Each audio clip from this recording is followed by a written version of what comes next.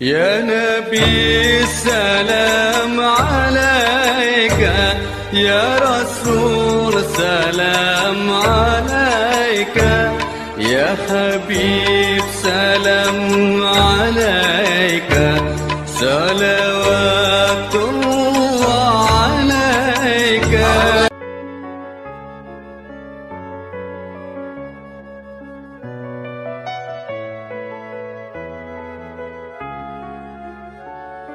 Assalamualaikum warahmatullahi wabarakatuh. Bertemu kembali dengan saya Dr. Hendra Sutisna. Kali ini saya ingin mengajak Bapak Ibu semua belajar mengenal salah satu organ penting di dalam tubuh manusia, ya, yang namanya gaster atau lambung. Tahukah Bapak Ibu bagaimana anatomi maupun fisiologi atau fungsi dari lambung tersebut? Yuk kita ikuti sama-sama belajar di DHS Channel. Ya, lambung adalah bagian dari organ tubuh kita di sistem saluran cerna, ya. Jadi saluran cerna kita mulai dari mulut sampai ke anus. Tapi dalam hal ini kita masih belajar tentang bagaimana lambung itu.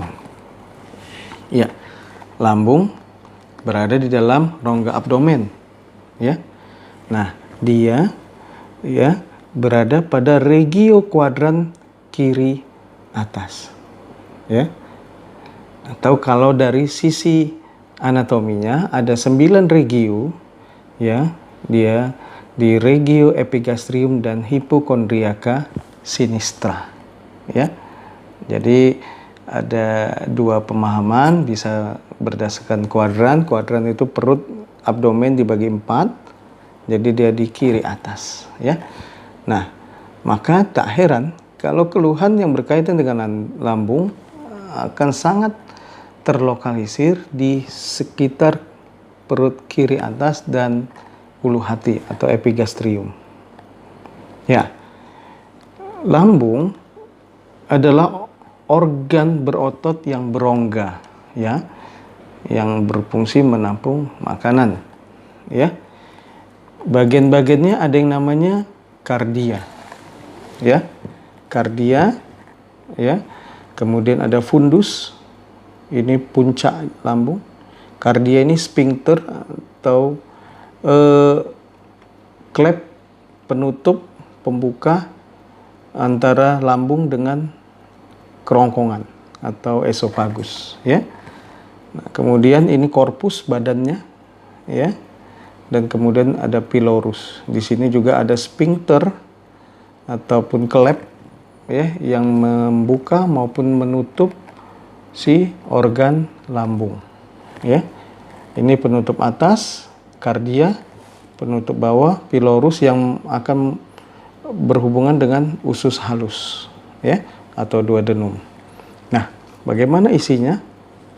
Nah, ini dia, sahabat semua, ya. Bentuk mukosanya berupa rugi-rugi. Rugi itu seperti keriput-keriput, ya. Tapi dia akan lentur sifatnya apabila lambung itu mengembang karena terisi oleh makanan. Rugi-rugi ini akan tertarik satu sama lain sehingga mukosa lambung atau lapisan dalam lambung ini terlihat halus. Rugi atau jonjot-jonjot lapisan dalamnya ini tak terlihat lagi karena dia lambungnya mengembang, begitu, ya. Nah, itu saat terisi makanan. Nah, secara fungsionalnya, fisiologinya, lambung ini, ya, sebagai tempat cadangan makanan dan pengolahan makanan juga, ya. Jadi dia ada punya 3 sel penting. Yang pertama, penghasil lendir pelindung mukosanya ini. Dari mana? Karena ada sel lain yang menghasilkan asam lambung atau getah lambung, ya, yang namanya ACL, ya, hidroklorida, yang ini sifatnya asam basa, asam tinggi, asam kuat, ya, dan gampang merusak organ organ dalam dari lambung apabila tidak dilindungi. Nah, ada pelindungnya, ya. Kemudian asam lambung yang diciptakan sebagai pencerna makanan supaya hancur, ya, juga membantu dalam sistem pertahanan tubuh, melindungi tubuh dari infeksi bakteri yang masuk mungkin melalui makanan kita atau minuman kita. Begitu. Jadi ini luar biasa, Masya Allah, Allah ciptakan sebagai sistem pertahanan tubuh juga.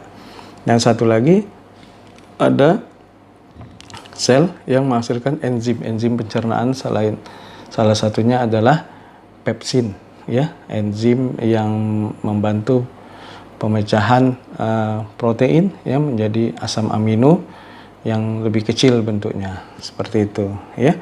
Jadi makanan dicerna, ya, sampai 2 atau 4 jam, maka nanti akan dihantarkan ke usus halus.